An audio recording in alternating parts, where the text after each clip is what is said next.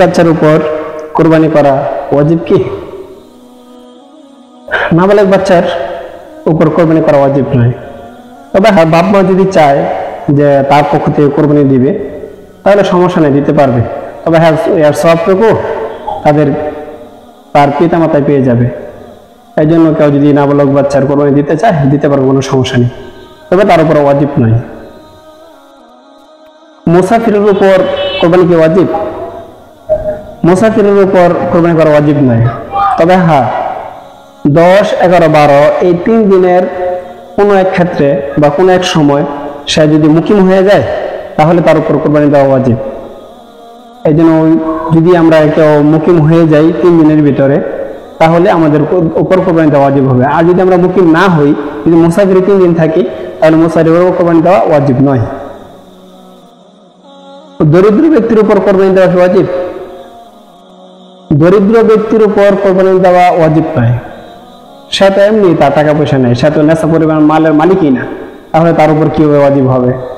তবে সে যদি কোনো একটি গরু কিনে যে কুরবানি দিবে তাহলে সে দিতে পারবে।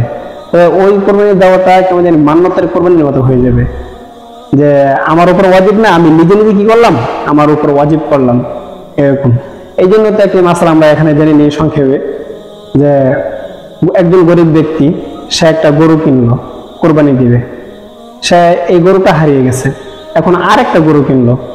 এখন আরেকটা গরু কেনার পরে এই গরুটা মানে তার কাছে আছে, এখন যে হারিয়ে গেছিল ওই গরুটা আছে।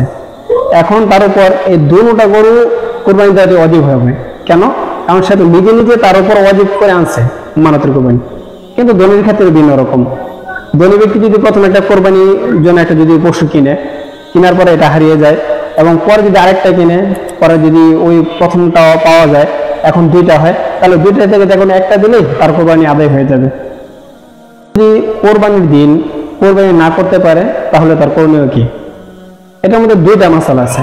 একটা মাসালা হলো সে কোরবানির জিনিস ক্রয় করছে, আরেকটা মাসালা হলো সে এই 3 দিনের ভিতরে মানে কিনেই নেই, ক্রয় করে নেই। তখন 2টা বিধি মাসালা। যে ব্যক্তি ক্রয় করছে পশু, ওই ব্যক্তি 3 দিনের ভিতরে যদি কোরবানি না দিতে পারে তাহলে জীবন্ত অবস্থায় ওই পশুটা সদকা করে দিবে। আর যে ব্যক্তি ক্রয় করেই নাই, ওই ব্যক্তির হুকুম কি? ওই ব্যক্তি সে তো ক্রয় করেই নাই, সে কি করবে? তার করণীয় হলো একটা ছাগল পরিমাণ টাকা সদকা করে দিবে।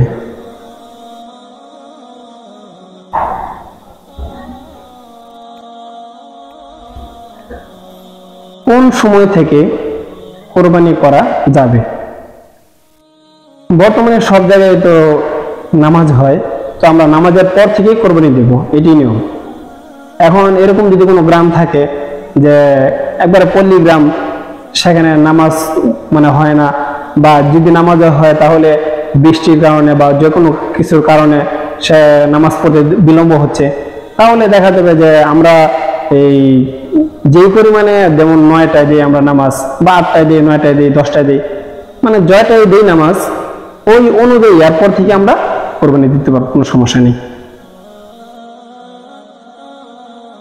কোন কোন পশু দ্বারা কোরবানি করা যাবে আসলে এখন জেনে নেই।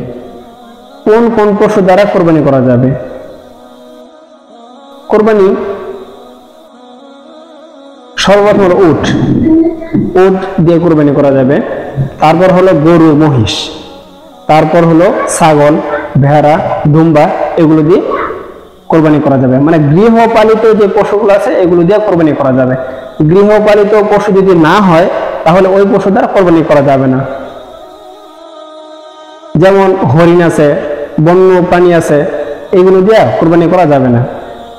কোরবানির পশুর বয়স সীমা কত হতে হবে? কোরবানির পশুর বয়স কত হতে হবে? যদি উট হয় তাহলে উটের সর্বনিম্ন 5 বছর হতে হবে। উটের জন্য 5 বছর হতে হবে। আর গরু, মহিষ এগুলোর জন্য 2 বছর অতিবাহিত হতে হবে। আর ছাগলের ক্ষেত্রে 1 বছর অতিবাহিত হতে হবে। এখন ভেড়া ভেড়া, দুম্বা, ভেড়ি এগুলো যা আছে, এগুলো যদি এরকম হৃষ্টপুষ্ট হয়, মানে 6 মাস অতিবাহিত হওয়ার পর এমন হৃষ্টপুষ্ট হয়েছে বা এত মোটা তাকে দেখা যায় যে তার মনে হয় যে 1 বছর হয়ে গেছে, এরকম যদি মনে হয় তাহলে ওইটা দিয়েও কি কোরবানি দেওয়া যাবে। তবে ছাগলের ক্ষেত্রে ভিন্ন, ছাগল 1 বছর অতিবাহিত হতে হবে, 1 বছর হতে হবে ছাগলের বয়স। এক পশুতে শরীক কতজন হতে পারবে? একটা পশু মানে ক্রয় করলেন, এই পশুতে 7 জন শরীক হতে পারবে, একটা পশুতে 7 জন। এখন কেউ কেউ বলে থাকেন যে 3 জন, 1 জন, 5 জন, 7 জন এরকম 1.5 জন নাকি দেওয়া হয়। না, 2 জন দিতে পারবে, 4 জন দিতে পারবে, 6 জন দিতে পারবে, কোনো সমস্যা নেই। মানে যে যজন খুশি ওই জনে কি কোরবানি দিতে পারবে, কোনো সমস্যা নেই।